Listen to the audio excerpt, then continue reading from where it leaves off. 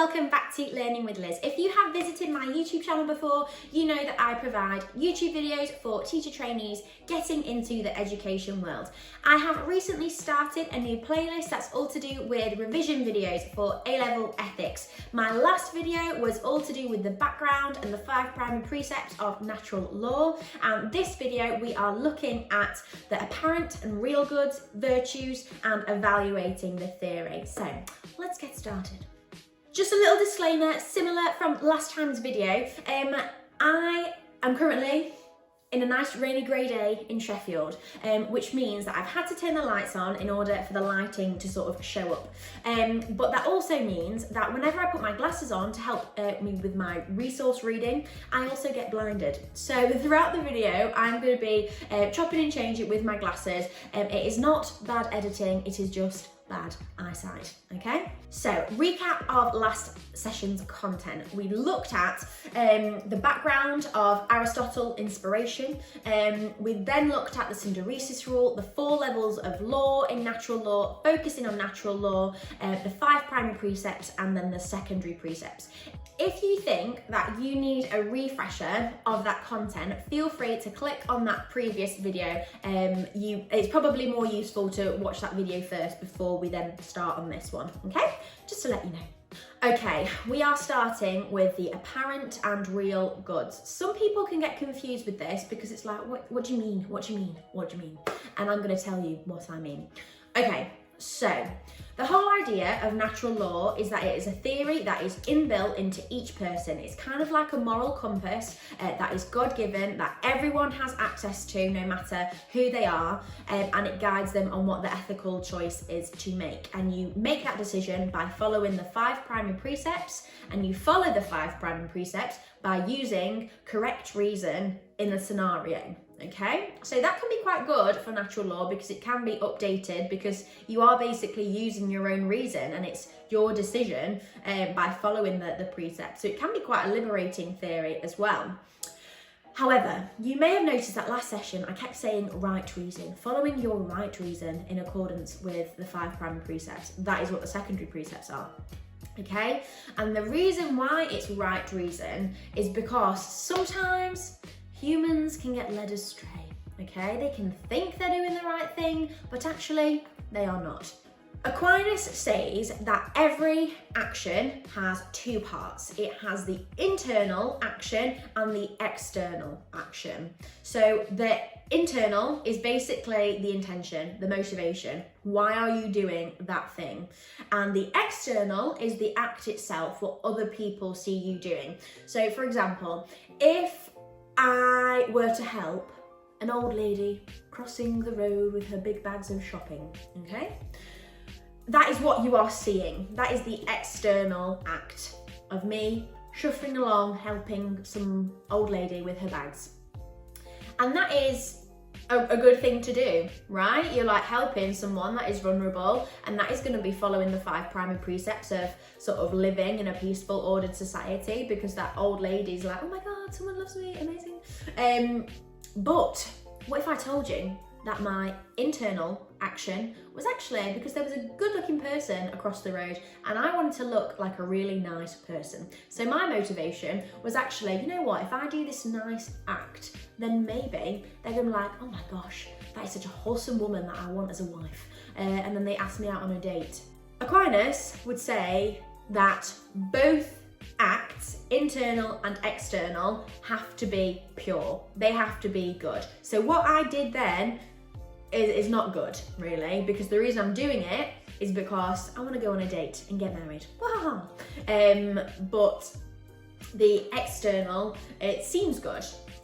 So Aquinas says that both elements of the action need to be good. Just because the intention is pure does not justify the action. For example, stealing money for a friend who can't buy lunch that day is wrong, according to Aquinas, because the reason you're doing it is pure because your friend can't afford that, but the action is stealing, so no, okay, is basically what Aquinas would say. And then we are now going to start looking at apparent and real goods, okay?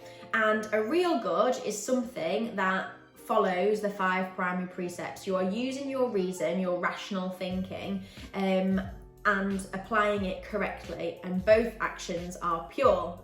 An apparent good is something that you think conforms to the 5 primary precepts, but actually it doesn't.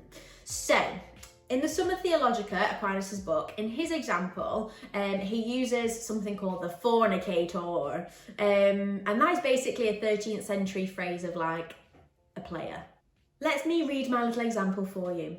Fornication, i.e. what we call consensual sex, is defined by Aquinas as intercourse with a woman who is not a virgin and in which no external aggravating circumstances are relevant, e.g. the use of force or the use of contraceptives. Remember, Aquinas is coming at it from a 13th century perspective where he thinks homosexual tendencies are wrong because the whole idea of sex is to reproduce. That is the purpose of sex, and that follows the 5 primary precepts.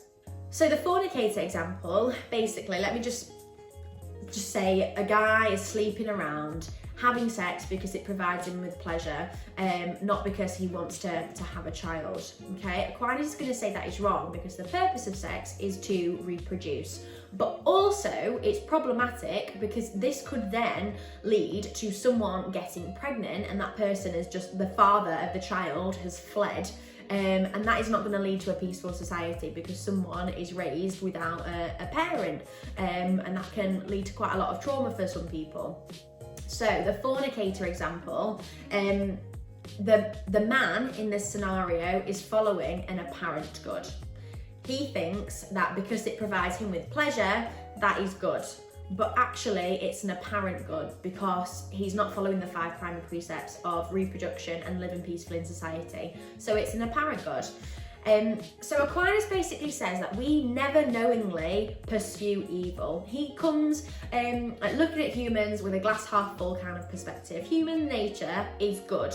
It's just the lack of reason being applied to a situation which leads to an apparent good.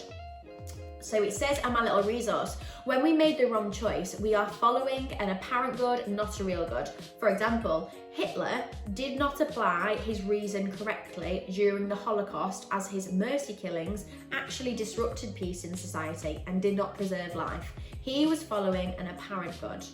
A real good is something which fits with the human ideal, human flourishing, and fits with the primary precepts, okay? So, like we're saying, Aquinas likes to think the best in humankind because it was made by God, and humans are just following and not applying their reason properly. A lot of people find this argument problematic because it's kind of like, oh, well, Hitler just got it wrong, didn't he? Like, he didn't quite follow his reason accurately enough. And everyone's like, what? What? No. So that is real goods versus apparent goods, and we should all strive for real goods in order to reach eudaimonia. As mentioned on the previous video, if you are wanting more details to these examples, to these revision videos that are nice and brief and short, you can go onto my Toe Shop and you can get my resources, some worksheets for free, other resources that are longer, like PowerPoint lessons, etc., for a couple of quid. All you have to do is just log on, get yourself a free TES membership. It's free, you don't have to pay any money, and then you can go crazy with your revision resources, okay? Okay, now we are looking at the virtues, that the other section to natural law. Obviously, Aquinas is coming from a Christian perspective. Virtues are very important within the Christian religion, but he also takes the cardinal virtues from Aristotle into account when he's adding it to natural law. As we know, reason plays a vital role in Aquinas' theory, but reason is not infallible, which basically means it can be mistaken. And we've seen that with apparent goods, haven't we? Reason can get stuff wrong. In order to develop our ability to reason correctly, we need to develop some things called virtues, and these are basically good characteristics or habits to have. The more you practice these virtues, the better a person you will become, and then the easier it will be to make the right decision, the right ethical decision according to natural law.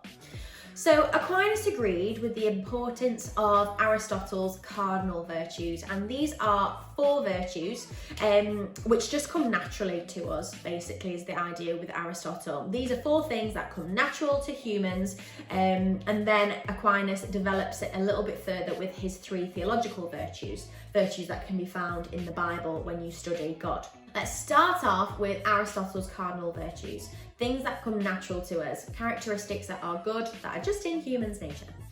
So, prudence. If you are a prudent person, you possess the characteristic to think wisely before acting, sort of considering the future before making a decision. You can imagine, like back in World War II, there were many prudent decisions. There were many prudent people out there that were having meetings, that they were really thinking about the consequences before just going off. You think about the US when they decided to join in with the fight over in Europe. That was they were exercising their prudence there. They were really thinking, okay, well, what are the positives, what are the negatives of doing this? And then they made their decision. Remember, just because these virtues come natural to humans doesn't necessarily mean they're easy to do. So I'm going to talk to you now about the second cardinal virtue, temperance. So, I mean, I am happy to declare that I am not a very temperate person. Temperance basically means self-restraint and acting in moderation. And let me give you a food example, okay? So, I love me some Jaffa cakes, okay? These are basically the examples that I use in my lessons, and I feel like people just resonate with them, okay? So, in Jaffa cakes, a packet, you get 10. There's a big dispute whether they're a cake, whether they're a biscuit. And it's basically chocolate coating on top, some orangey gelatin jelly in the middle, and then like a cake base. And they're in like a small circle shape, and they're delicious, okay? Sorry for going on about Jaffa cakes. But I cannot just eat one. I'm sorry. Within 10 minutes, the whole thing's gone. And that is me showing that I don't really have great self-restraint. I'm not acting in moderation. If you were acting in moderation, you're probably like, you know what? I'll have 2 tonight. I'll have 2 tomorrow. But before I know it, all 10 are gone. So I need to practice being a temperate person. I need to practice temperance, basically. So that is the second cardinal virtue. We then have fortitude, and that basically means strengthening the soul against the fear of death or comparable affliction. I basically describe fortitude as being resilient. So, an example, there's a lot of examples to do with World War II in today's session, but if you think about the incredible people that had to suffer in concentration camps, there were so many different ways that people got through that experience that was horrific. Some people basically accepted that this was a horrible situation that they were in and found it very, very difficult. Other people found it incredibly difficult, but could have utilised that experience as something to strengthen their soul. So thinking, okay, this experience is teaching me this, it's teaching me this, it's teaching me this. And afterwards, they came out of the concentration camp, obviously not enjoying the experience at all, but feeling a lot stronger in their character. So that could be an example of fortitude, sort of staying resilient through horrific circumstances. We also have the cardinal virtue of justice, and this is basically acting based on what is right or what is moral. And this is a virtue as well. If you are a just person, you are doing something because it is the right thing to do, not because it's easy. So they are the cardinal virtues that come naturally to us that Aristotle developed about 2,500 years ago. And then obviously Aquinas was inspired by Aristotle, and he then developed the virtues of how to educate our reason and become a better person through the theological virtues, which are hope, faith and love. Okay, and you can find these in 1 Corinthians 1 verse 13. Okay, so that is a great source of authority there from the Bible, where you can basically pick out these quotes. So hope is the constant and consistent trust in achieving the beatific vision, which is basically the state of perfect happiness we achieve when we unite with God. So always striving to believe that God is there, God is with you. There is faith, which is basically an act of will for Aquinas. Man basically freely committing himself to God. This is another virtue that you can develop and hone in to become a better person, according to Aquinas. And finally, love. So agape is the most important virtue according to Aquinas. Out of all of the cardinal virtues and theological virtues, love is the most important one. And this kind of love, agape, sacrificial love, is the love that Jesus demonstrated on the cross.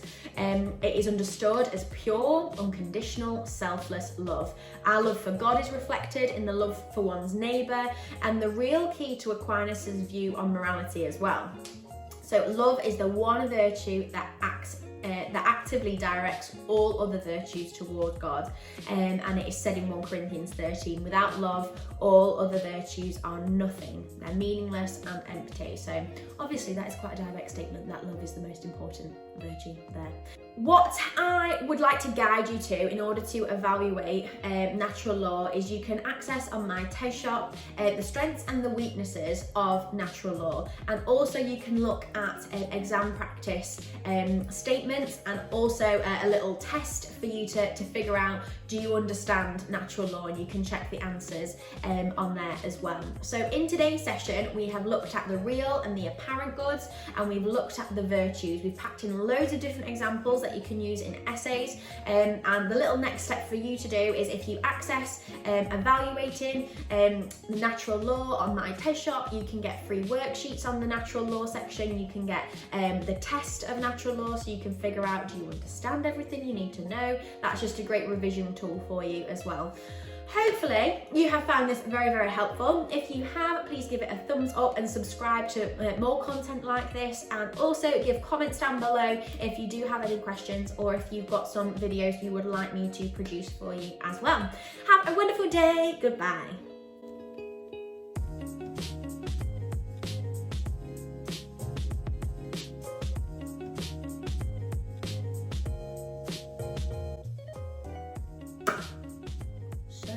Let's do this. So they are the cardinal virtues that come easy. Okay, let's go.